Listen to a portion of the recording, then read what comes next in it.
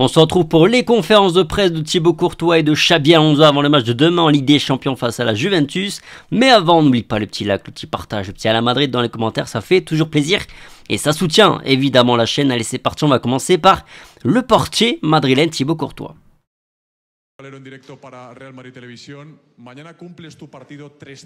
Demain, tu vas jouer ton 300e match avec le Real Madrid, avec qui tu as gagné de Ligue des Champions et d'autres titres.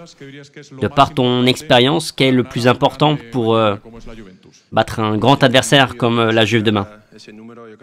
Oui, je suis très fier d'atteindre ce chiffre. Quand j'étais enfant, je rêvais de jouer un match avec le Real Madrid et en être à 300, c'est une fierté. Et oui, demain on va affronter un grand adversaire, un grand d'Europe, qui n'est pas sur une très bonne série, une bonne dynamique, mais ça reste une équipe dangereuse. On sait qu'elle a beaucoup de qualités, défensivement, offensivement. Ça va être un match compliqué que l'on doit bien aborder dès les premières secondes du match. Démontrer que nous sommes à la maison, jouer avec de l'intensité, et si on fait ça, on espère un bon résultat.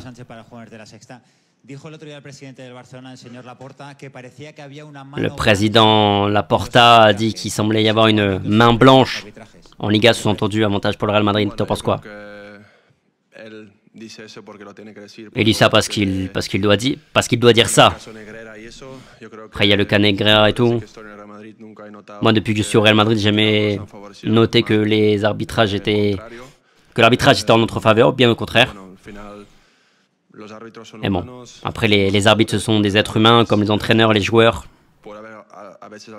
Ils peuvent commettre des erreurs, mais moi, je ne sens pas qu'ils soient à notre avantage, à aucun moment.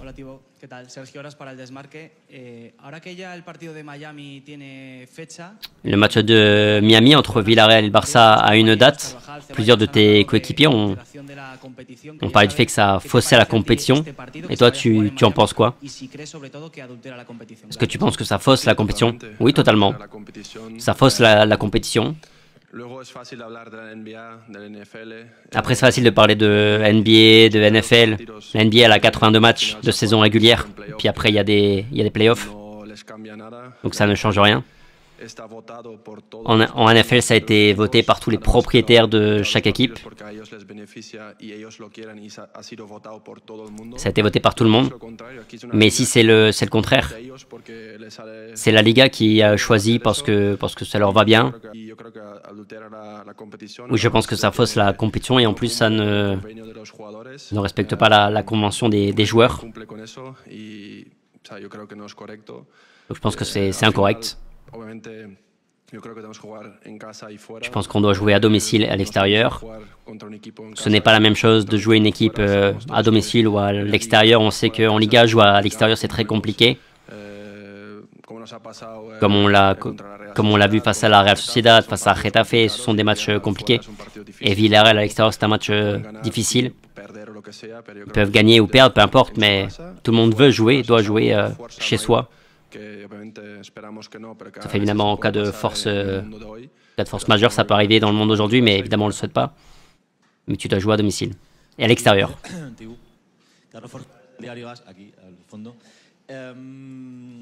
Exceptuando el derbi, que ya recordamos lo que sucedió, es verdad que el rendimiento del equipo a nivel defensivo au-delà du derby, l'efficacité défensive de l'équipe semble plus solide cette saison.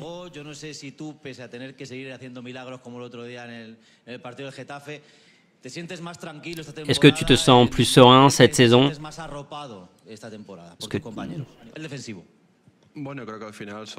On a aidé par tes coéquipiers. Je pense que ce sont des différents moments lors du derby pour revenir sur ce match-là. On a pris beaucoup de buts sur des coups de pied arrêtés. C'est un secteur sur lequel on peut s'améliorer. Le premier but de corner, c'est sur un deuxième ballon. Le troisième, c'est d'un penalty qui vient d'un corner. De manière générale, on défend très bien, oui, à 11, avec une bonne intensité. On essaye d'aller très haut chercher l'adversaire. Et moi, je dois être préparé face à Getafe. Ça a été un match tranquille. Mais il y a eu, sur cette dernière seconde, cette occasion. Et en tant que gardien, d'un grand club, je dois répondre présent dans ce moment-là.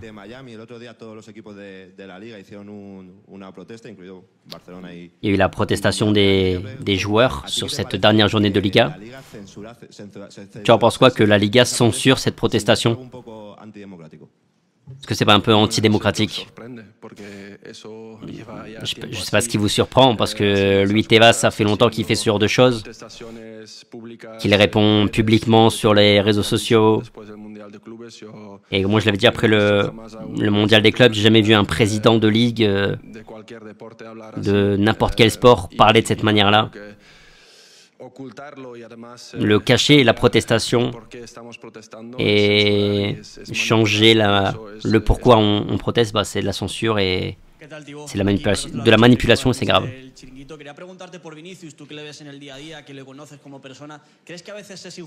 Question par rapport à Vinicius, est-ce que tu as l'impression qu'on est un peu injuste avec lui?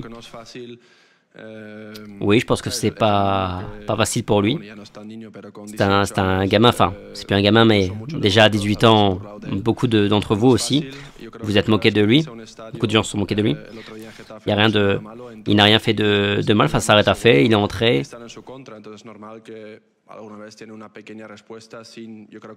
Après, c'est normal aussi qu'il réagisse. Ils l'ont pris pour cible dès le début.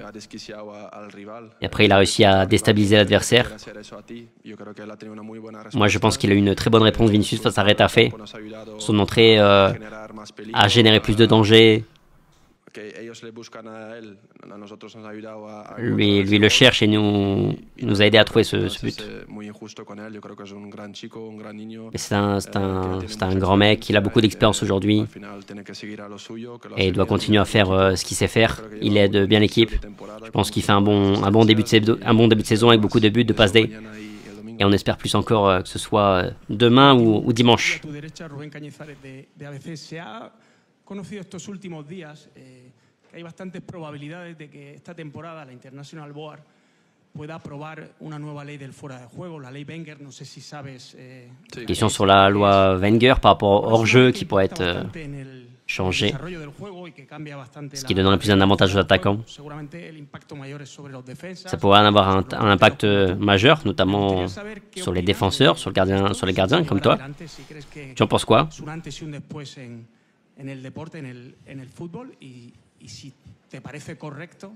Est-ce que cette modification du hors-jeu te semble correcte? Il faudrait que le joueur, le corps entier de l'attaquant soit devant le défenseur pour qu'il y ait hors-jeu. Je ne sais pas si c'est le changement le plus nécessaire dont a besoin le football. Je pense que par exemple les pertes de temps. Nous par exemple en tant que gardien on nous bloque 8 secondes alors que parfois sur des corners l'adversaire gagne 30 secondes. Donc je pense qu'il y a d'autres choses à faire évoluer avant. Par rapport au jeu, je suis d'accord que parfois quand c'est 1 millimètre, ça ne te donne pas le bénéfice pour aller marquer un but, mais c'est quoi le prochain P? Est-ce qu'on doit mesurer l'espace entre le défenseur et l'attaquant? Je pense que ça va être compliqué.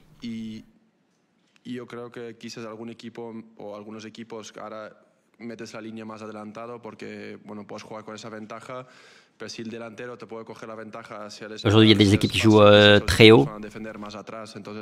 Et si tu mets cette règle en place, ce sera plus compliqué pour elles. Ça fera plus de buts si on change cette règle. C'est vrai que l'autre jour en Belgique, ils ont refusé un but et on ne voyait pas la différence sur l'image. Donc oui, je suis d'accord que ce genre d'action où ça se joue à 1 millimètre, ça devrait être accepté comme but, mais c'est difficile de trouver la limite. Le compromis.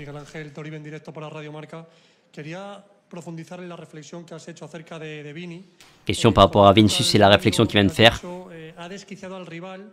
Tu as dit qu'il a déstabilisé l'adversaire face à des joueurs qu'il cherchait à le déstabiliser lui. Est-ce que tu as l'impression que Vinicius gère mieux le conflit? Sur ces dernières années, on voyait qu'il se frustrait, il sortait du match quand on le provoquait. Ce n'est pas toujours facile qu'un stade te cherche, que des joueurs te mettent des coups. Je pense que c'est pas facile. Je pense que oui, lui s'est amélioré. Mais c'est quelque chose que j'ai vu aussi Eden Hazard, par exemple, faire très bien aussi. Parce qu'à Chelsea, quand on allait à Stoke City, etc., c'était un petit peu le même profil, donc il cherchait à sortir du match Eden. Donc oui, je pense que Vinicius a appris de ça, vivre avec le conflit et déstabiliser les adversaires, et ça c'est bon. À l'Atlético de Madrid, j'avais Diego Costa, par exemple, qui était très très bon pour ça. Et on défoule les défenseurs. Donc si Vinicius réussit à faire de même, c'est parfait pour nous. L'important, c'est qu'il reste concentré sur le match, sur ce que l'entraîneur demande, et qu'il joue son jeu, parce que c'est l'un des meilleurs joueurs du monde. Question Real France. Comment se prépare-t-on dans une semaine comme ça aussi intense entre le Classico et la Juve? Et quel message tu envoies aux supporters du Real Madrid avec 2 matchs au Bernabéu à venir? La préparation est la même. C'est bien s'entraîner, bien récupérer, bien se reposer, bien manger. Et être prêt tactiquement. Ensuite, par rapport aux fans qui nous soutiennent au top, à fond. On a vu beaucoup d'exemples sur ces dernières années que quand le Bernabéu est un volcan, ça impressionne les adversaires, même s'ils ont beaucoup d'expérience. Et même s'il y a un moment compliqué dans le match, quand ils nous aident, quand ils nous soutiennent, ça nous aide à faire bouger le but ou qu'on défende au top. Ou ça donne cette énergie extra pour continuer à se battre pendant les 90 minutes et plus s'il faut. Hola Tibú, ¿qué tal? Juanma Sánchez de Radio Nacional. El año pasado perdisteis 3 partidos en esta fase de Liga de la Champions. Vous avez perdu 3 matchs de Ligue des Champions, là, sans passer sur cette même phase de Ligue des Champions. Vous avez mieux démarré cette saison. Est-ce que vous avez noté comme objectif de faire partie du top 8 pour ne pas jouer ces barrages? Oui, c'est un objectif de terminer parmi les 8 premiers. Ça te facilite un petit peu plus le chemin. Et ça te permet aussi de pouvoir souffler une semaine en février où tu n'as pas 2 matchs de plus à jouer. Donc oui, c'est important que l'on gagne demain, que l'on soit à 9 sur 9 points. Après, on aura un déplacement compliqué à l'Olympiakos. Il y aura City aussi qui va venir ici. Voilà, mieux on commence, mieux on termine. L'année dernière, c'était une bonne leçon pour cette année. Gabriel Smith from Spotty TV. Sobre Vinicius, el vestuario. Question par rapport à Vinicius. Dans le vestiaire, vous préférez que Vinicius continue à gérer le conflit de cette manière-là ou qu'il l'ignore? Moi, je m'en fiche. Ce que je veux, c'est qu'il joue bien, qu'il fasse les choses qu'il sente pour qu'il soit son meilleur joueur, à son meilleur niveau, qu'il marque des buts, qu'il aide l'équipe. S'il le fait de cette manière-là, je pense qu'il a rien fait de mal l'autre jour. Les adversaires le cherchaient, l'ont provoqué. Il lui mettait des coups quand il n'avait pas le ballon. Sur le carton jaune, sur le deuxième jaune, par exemple, l'adversaire lui met un coup derrière alors qu'il n'avait pas le ballon. Et enfin, l'arbitre a défendu Vinicius. Moi, je crois que le deuxième carton jaune était plus que mérité. Voilà pour Thibaut Courtois. On va écouter maintenant Xabi Alonso, l'entraîneur du Real Madrid. C'est parti, on enchaîne.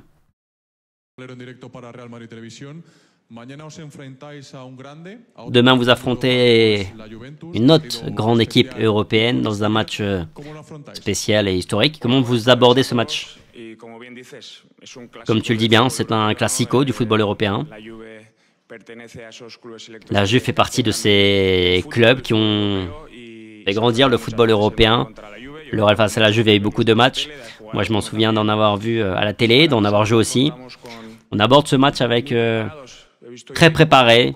J'ai vu l'équipe avec l'envie d'aller chercher cette 3e victoire en Ligue des Champions, ce qui serait une très bonne série, c'est ce qu'on veut. Et demain, on a aussi besoin du stade. On joue à la maison. On a besoin que les gens, le Bernabéu, qu'ils vont au Bernabéu avec une envie spéciale de voir un grand match. Voilà, donc on espère que les gens vont profiter, vont s'amuser. nous faire le job. Les plaintes du Real Madrid par rapport au match de Miami, jusqu'où le Real est prêt à aller pour que ce match ne se joue pas là-bas. Vous m'avez demandé beaucoup de fois par rapport à ce thème et j'ai déjà donné mon opinion. Mon avis est clair. Le club est en train de défendre légitimement ses intérêts. Et puis on verra ce qui va se passer. Hola Xavi, buenos días. Miguel Ángel Díaz de la cadena COPE. Se está hablando bastante de Vinicius y de su cambio en el terreno de juego. Question par rapport à Vinicius. Il a pris 28 cartons jaunes sur les 2 dernières saisons, un seul cette saison. Il a amélioré son rendement. Quel rôle vous avez eu dans tout ça, dans cette amélioration, de ce changement en mieux de Vinicius, dans la gestion des conflits encore je sais que c'est un joueur très bon et essentiel de cette équipe, de cet effectif. Et il l'a été pendant de nombreuses saisons déjà. Et moi je suis très content de voir un Vinicius qui s'amuse, qui sourit. L'autre jour, on a vu l'impact qu'il peut avoir et comment il a fait changer, basculer un match. Nous, on a besoin qu'il soit concentré sur le match, sur le jeu, qu'il soit focalisé sur ce qu'il fait bien et c'est la meilleure manière de répondre. Moi, je vois un Vinicius au quotidien qui va très bien et qui répond aussi très bien au cours des matchs. Question par rapport à Arda Güler. Quand il est arrivé, il y a eu beaucoup de comparaisons avec Ozil. Vous qui avez très bien connu Mesut Ozil, est-ce que vous voyez des similitudes? Est-ce que la connexion Ozil-CR7 rappelle un peu celle de Mbappé avec Arda? Oui, pas seulement pour l'origine mais moi je dirais que Arda est un mélange entre Guti et Ozil. Parce que Guti avait aussi cette capacité à jouer plus proche de la construction, mais aussi proche en même temps de l'attaquant, pour faire cette dernière passe, pour voir aussi la passe qui n'est pas facile à trouver.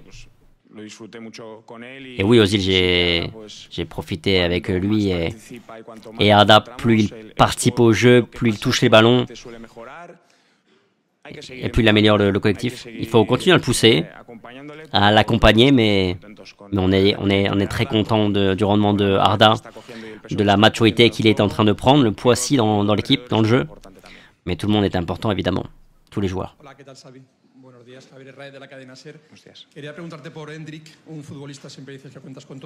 Question par rapport à Hendrik. Il n'y a pas de place forcément pour tout le monde. L'autre jour, Hendrik était un petit peu fâché de s'échauffer mais pas entrer. Est-ce que vous avez planifié, vous envisagez un prêt? Est-ce que tu penses qu'il aura du temps de jeu? Comment tu vois les choses? Pour l'instant, on n'en est pas là. Je crois que j'ai répondu aussi la dernière fois lors de la dernière conférence de presse. La concurrence sur les postes de devant est intense.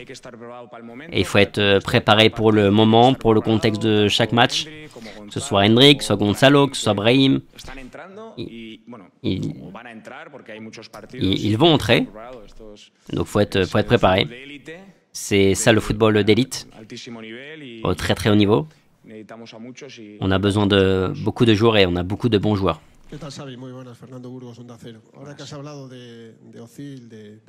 On parlait d'Ozil, de Guti. Tu ne penses pas qu'à ton Real Madrid, il lui manque un Xabi Alonso au milieu de terrain? J'espère que non. Non, avec l'effectif que nous avons, on va se battre jusqu'au bout. On est convaincu qu'on est en train de progresser. On peut bien jouer. On peut être compétitif de manière constante. On a un effectif qui est complet. Avec différentes qualités, le football évolue. Et nos joueurs sont des joueurs modernes, dynamiques. Et beaucoup ont encore du potentiel pour se développer. Mon travail, c'est de les accompagner en ce sens, de les aider, d'investir en eux pour que quand la saison se termine, ils soient meilleurs que ce qu'ils ne sont aujourd'hui. On est en train de voir l'évolution de beaucoup de joueurs Et on va voir sur le moyen long terme encore plus. Mais évidemment qu'on veut déjà être compétitif, on ne veut pas forcément penser juste à comment on veut évoluer, c'est à ce qu'on veut faire dès à présent, et je pense qu'on est en train de bien faire les choses, avec l'ambition évidemment de nous améliorer encore. J'imagine que vous avez vu les deux derniers matchs, les derniers matchs de la Juve, notamment face à Nicopas.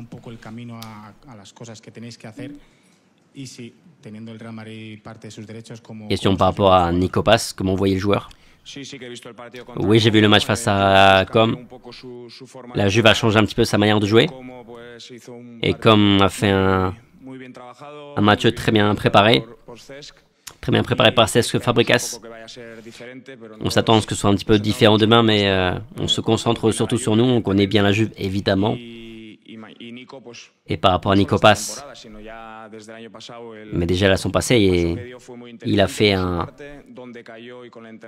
Oui, il est arrivé, c'était un choix très intelligent, il évolue très très bien avec Cesc, et par rapport au futur, bah après, c'est pas le moment d'en parler. Buenos días, Fabio Riva de la Italia, La Stampa. Tu penses que...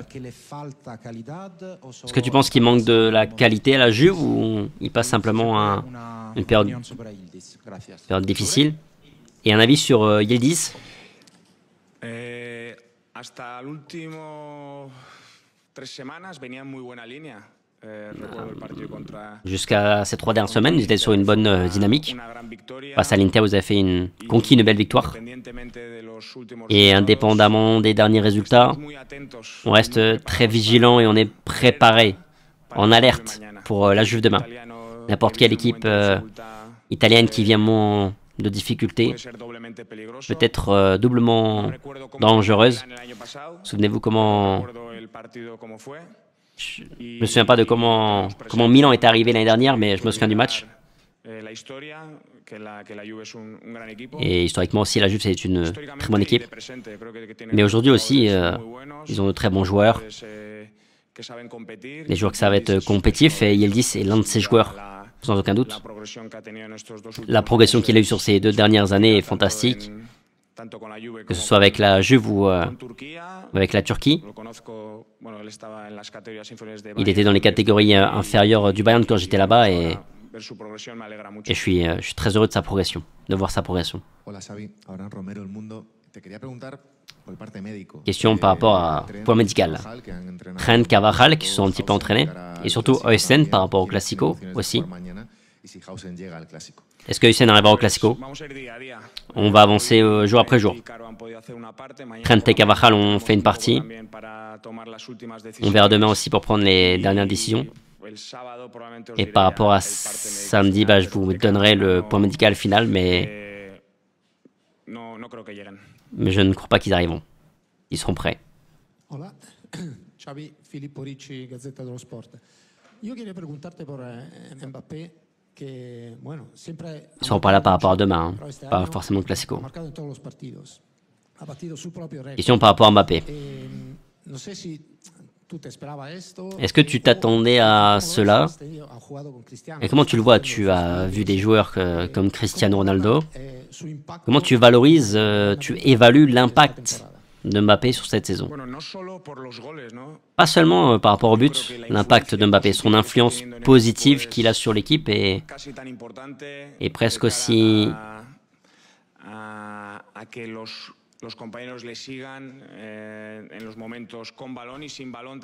importante.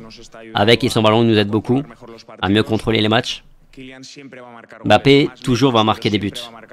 Parfois moins, mais il va toujours marquer des buts. Il a marqué partout où il a été, où il est passé, à Monaco, Paris, avec la sélection aussi, ici. Mais après, au-delà de ça, son influence est plus grande. Et ça, c'est fondamental, c'est ce dont a besoin l'équipe. Mbappé progresse aussi en ce sens.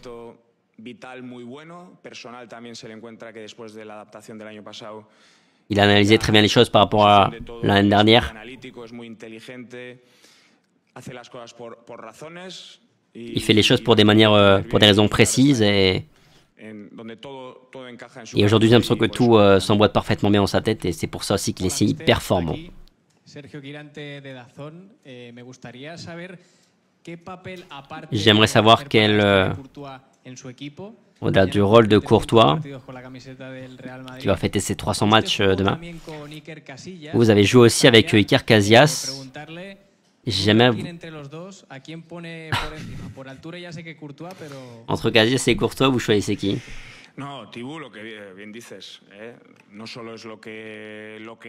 Non, par rapport à Courtois, au-delà de ce qu'il fait entre les poteaux, c'est le meilleur du monde, sa personnalité, sa compréhension du jeu.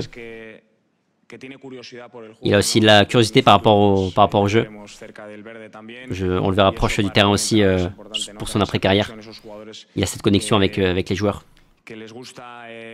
qui aiment.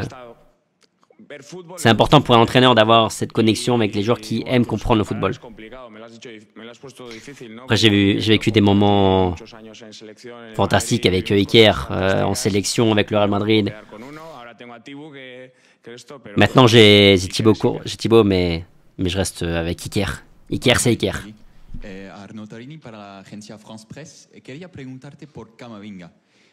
Question par rapport à Camavinga. En France, c'est une frustration qui est générée par lui, non pas par ce qu'il génère sur le terrain, mais de par le talent qu'on connaît, qu'on sait qu'il a. Est-ce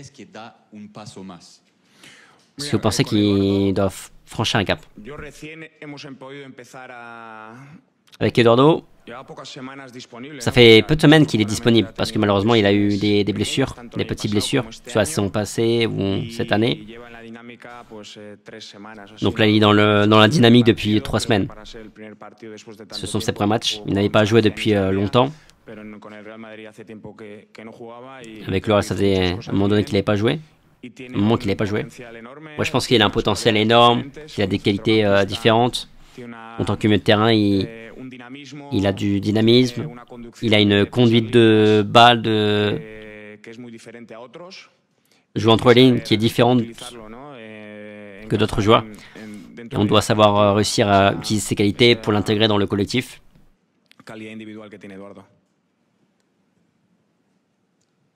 Hello, Javi. This is Mehdi Hassan from Managing Madrid. Question par rapport à Franco Mastantuono. Il joue bien. Il a joué comme ailier droit.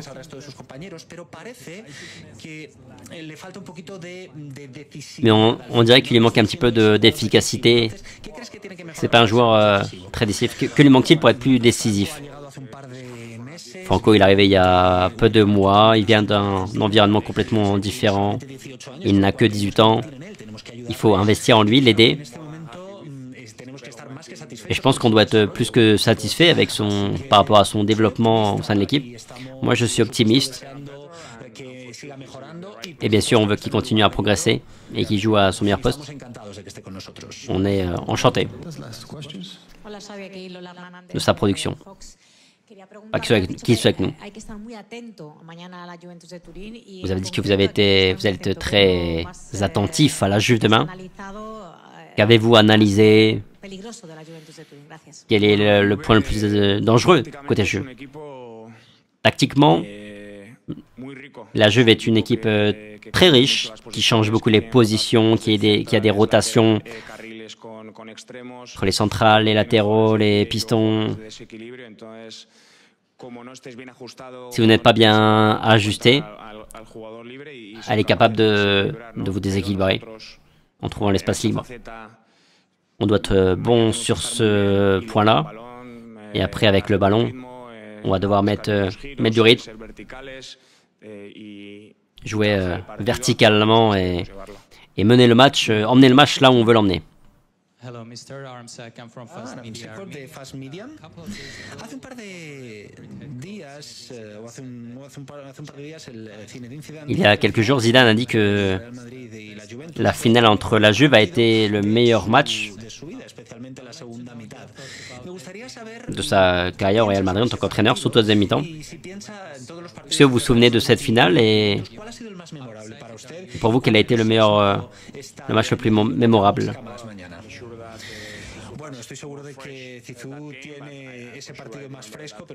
Zidane sûrement ce match encore plus fraîchement en sa mémoire.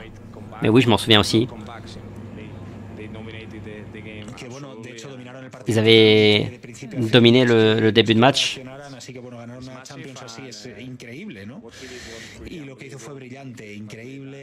Ce que le Real avait fait était brillant. J'ai beaucoup de respect pour Zidane.